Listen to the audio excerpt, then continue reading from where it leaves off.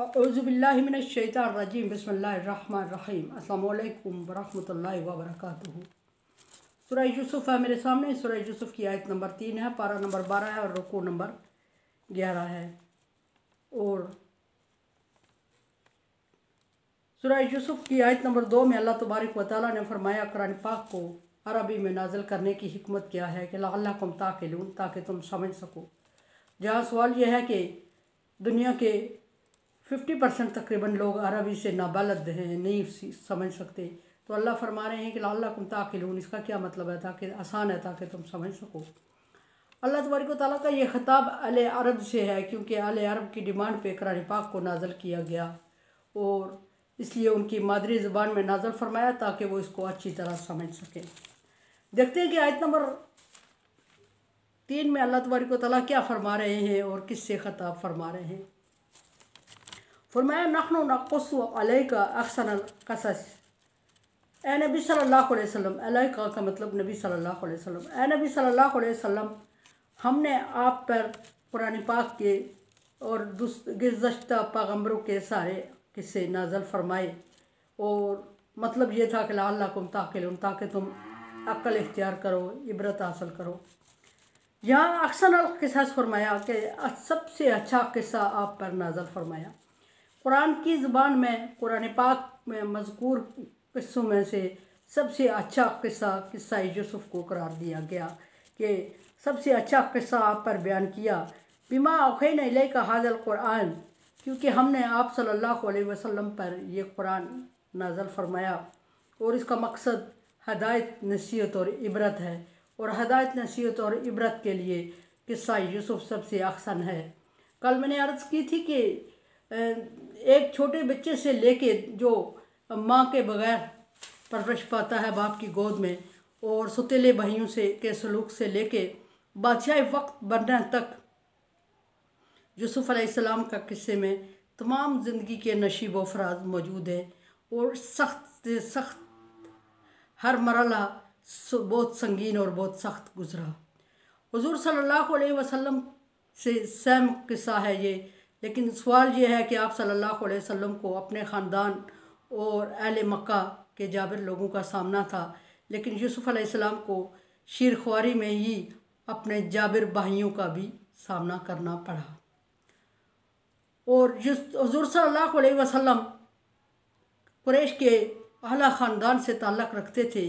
और पैदाशी यतीम थे, आपके वालिद नहीं थे, वालदा अकेली थी, और हज़रत यूसुफ अलैहिस्सलाम माँ की तरफ से यतीम थे और एक बड़ी फैमिली से नहीं बल्कि एक पैगम्बर की नस्ल थे और हज़रत याक़ूब अलैहिस्सलाम की औलाद में से थे और बाप की परवरिश में थे, माँ के बगैर थे। हुज़ूर सल्लल्लाहु अलैहि वसल्लम को आले कुरैश और आले मक्का के मुश्किल रवैयों का सामना करना पड़ा, तो हज़रत यूसुफ अलैहिस्सलाम को शीरख्वारी के दौर में अपने जाबर भाइयों सुतीले रिश्तों को फेस करना पड़ा। ये सबसे अहसन किस्सा है। और नबी सल्लल्लाहु अलैहि वसल्लम जाके एक बकरियां चराने का शुरू किया पेशा और जाके ज़िंदगी एंड की एक मदीना की रियासत के बादशाह बन के, और हज़रत यूसुफ अलैहिस्सलाम जाबिर और सुतीले भाइयों के जुल्म से कुएं में डाले जाने से लेके, जबर और तशद्दुद से लेके, मिस्र के बाज़ार में नीलाम होने से लेके, और जेल की संगीनियां बर्दाश्त करने से लेके जाके, और औरतों के साजिशों से गुजरने से लेके फिर जाके बादशाहत के रुतबे पे फाइज हो गए, मिस्र के बादशाह बन गए। सेम चीज़ें हैं, लेकिन कुछ रवैयों में सख्ती और नरमी में फ़र्क है थोड़ा। और यहाँ फरमाया कि ए नबी, आप पर सबसे बेहतरीन किस्सा हम नाज़िल फरमा रहे हैं, और वो किस्सा कुरान पाक का किस्सा है, इसलिए कि हमने आप पर कुरान पाक को वही किया, और कुरान पाक को वही किया तो ये हक़ बनता है कि गुज़श्ता पैगम्बरों के किस्सों को हूबहू आपसे बयान किया जाए, वरना तौरात और इंजील में जो किस्से बयान किए गए थे अल्लाह तबारक व तआला की तरफ से, उनमें तब्दीली कर दी गई थी। और नबी सल्लल्लाहु अलैहि वसल्लम के सामने जब पेश किया जाता था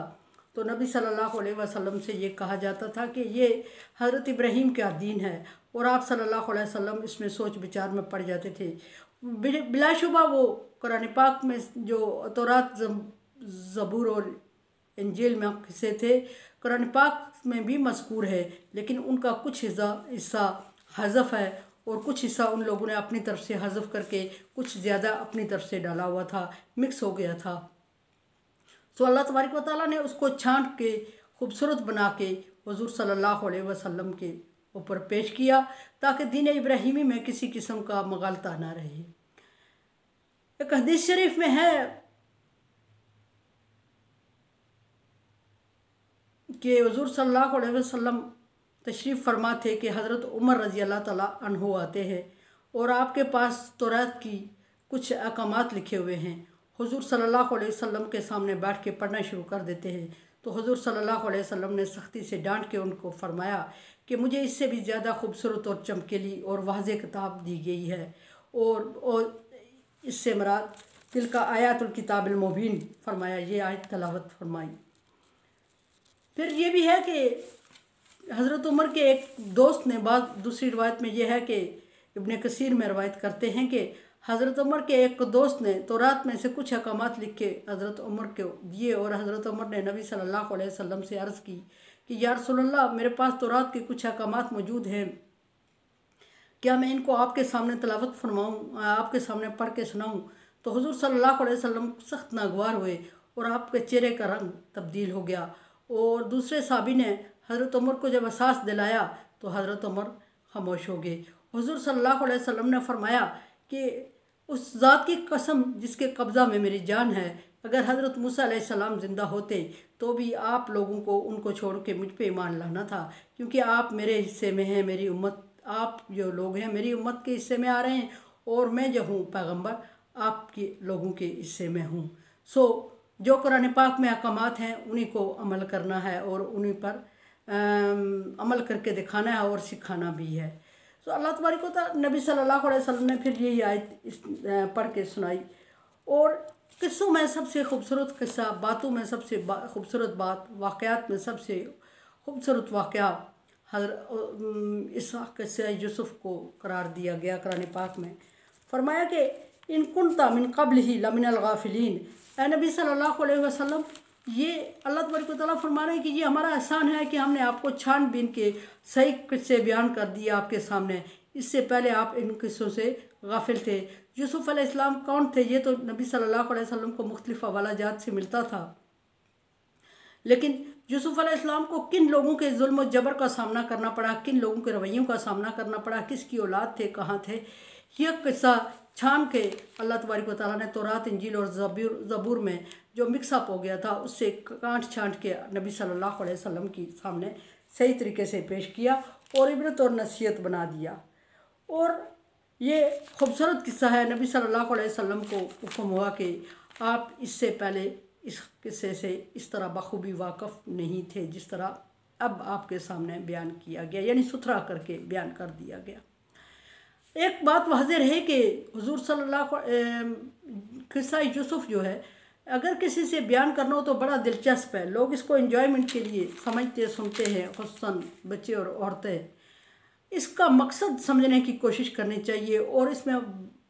बयान करदा रवैये लोगों के और रिश्तों की अहमियत और फिर अल्लाह तबारक व तआला की रहमत और अल्लाह तबारक व तआला पर भरोसा, ये चीज़ें इस किस्से से सीखी जाएँ, इबरत हासिल की जाए, नसीहत हासिल की जाए। हदायत का मतलब ये है कि जब मुश्किलात पेश आए ज़िंदगी में, किसी भी रिश्ते से, किसी भी ज़िंदगी के हिस्से में और कुछ भी माशरती मसाइल पेश आएँ, तो फिर इस किस्से की रोशनी में मसले का हल तलाश करना चाहिए। सिर्फ इंजॉयमेंट के लिए इसमें इसको नहीं पढ़ना चाहिए। अक्सर देखा यह गया है कि पंजाबी में लिखे हुए किस्से को बाज़ जगहों पे मैंने देखा है कि फोतगी हो जाती है, तो हम लोग बजाय इसके कि फोतगी के दिनों में सोग के लिए 3 दिन बैठते हैं। बाज़ जगहों पे तो अब ये रही ही नहीं है चीज़,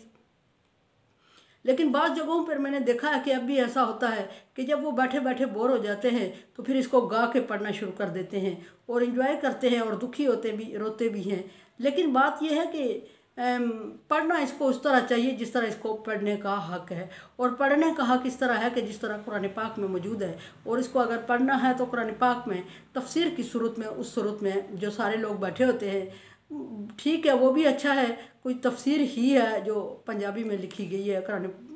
किस्सा यूसुफ की तफसीर है, लेकिन जो मज़कूर है कुरान पाक में उसको मद्देनज़र रख के, सामने रख के, तो अगर लोगों को यही किस्सा सुनाना है तो कुरान पाक की रूह से सुनाएं, और कुरान पाक की रूह से इसको एंजॉय करने के लिए नहीं बल्कि आसान ज़बान में, मादरी ज़बान में लोगों को सिखाएं, समझाएं, ताकि वो ज़िंदगी के मुख्तलिफ़ नशीब व फराज में इसको रोल मॉडल बनाते हुए ज़िंदगी की मुश्किलात को फेस कर सकें या ज़िंदगी की मुश्किलात से निकल सकें। इस किस्से में अल्लाह तबारक व तआला ने हर किस्म के मसाइल, हर किस्म के वाक़यात और हर किस्म के हालात का ज़िक्र किया, और हर किस्म के वाक़यात, हालात और रवैयों में हज़रत यूसुफ़ अलैहिस्सलाम को डाला। फिर अपने कुदरत से और अल्लाह तबारक व तआला ने अपनी रहमत से उन मुश्किलात से बिना किसी सहारे के, बिना वालिदैन की सपोर्ट के, बिना बहन भाइयों की सपोर्ट के उस मुश्किल वक्त में से निकाल के यूसुफ़ अलैहिस्सलाम को निकालते हुए बादशाह के रुतबे पे फायज किया। बज़ाहिर अल्लाह तबारक व तआला इसमें तौहीद ज़िक्र है पूरी, कि यूसुफ़ अलैहिस्सलाम को जब मुख्तलिफ़ मुश्किलात और हालात का सामना करना पड़ा तो कोई भी बज़ाहिर रिश्ता, रवैया, कोई सहारा, कोई सपोर्ट नहीं थी जिसने उस मुश्किल में से यूसुफ़ अलैहिस्सलाम को निकाला हो, सिवाय अल्लाह तबारक व तआला की ज़ात के। यूसुफ़ अलैहिस्सलाम के पास बज़ात खुद भी कोई रिसोर्सेज नहीं थे जिससे इस्तेमाल करते हुए वो इन मुश्किलात से निकले। इससे तौहीद बारी ताला का ये ताल्लुक़ है कि जो अल्लाह तबारक व तआला से लो लगाता है और अल्लाह तबारक व तआला उसको खुद ही मुश्किलात से निकाल देते हैं बग़ैर किसी सहारे के, वसीले के और ज़रिए के। जिस तरह यूसुफ़ अलैहिस्सलाम पूरी ज़िंदगी मुश्किलात में पढ़ते आए और हर मुश्किल से बग़ैर किसी ज़रिए सहारे के निकलते सुबकदोश होते आए और बिला आखिर अल्लाह तबारक व तआला ने कांट छांट के आप आप अलैहिस्सलाम को, यूसुफ़ अलैहिस्सलाम को बग़ैर किसी सहारे, बग़ैर किसी वोट, बग़ैर किसी वसीले के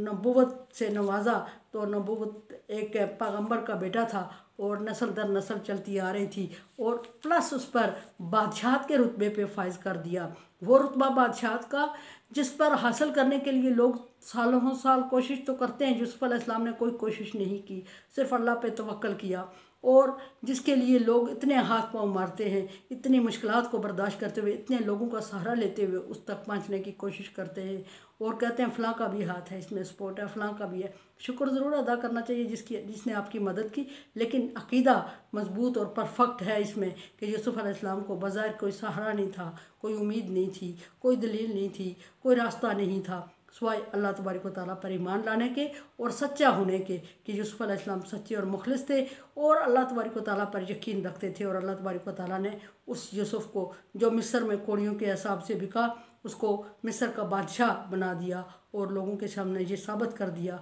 कि जिसको अल्लाह तबारक व तआला इज़्ज़त दे उसको कोई ज़लील नहीं कर सकता। व तो इज़्ज़ु मन तशा व तो ज़िल्लु मन तशा बियदिकल खैर, इज़्ज़त और ज़िल्लत उसके हाथ में है, किसी और के हाथ में नहीं। शिर्क की कतई ममानियत हो गई कि कोई इंसान, कोई दूसरा, कोई वसीला, कोई ज़रिया किसी का कुछ नहीं बिगाड़ सकता, कुछ नहीं कर सकता। जिस तरह के यूसुफ़ अलैहिस्सलाम को करोड़ों साजिशों ने कुछ नहीं बिगाड़ा और बिला आखिर जो उनकी किस्मत में था उस तक अल्लाह तबारक व तआला ने पहुँचाया, बग़ैर वसीले से, बग़ैर ज़रिए से। अल्लाह का ज़रिया, अल्लाह का वसीला। मेरे चैनल को आप सब्सक्राइब कर रहे हैं, thank you so much. Like dislike as you like. दुआ की उम्मीद रखती हूँ, ला खौफुन अलैहिम वला हुम यहज़नून में कर दे अल्लाह ताला मुझे, दुआ किया करें। और कोरोना वायरस से बचने के लिए एहतियाती तदाबीर और वैक्सीनेशन ज़रूर करवा दें। अल्लाह हाफ़िज़।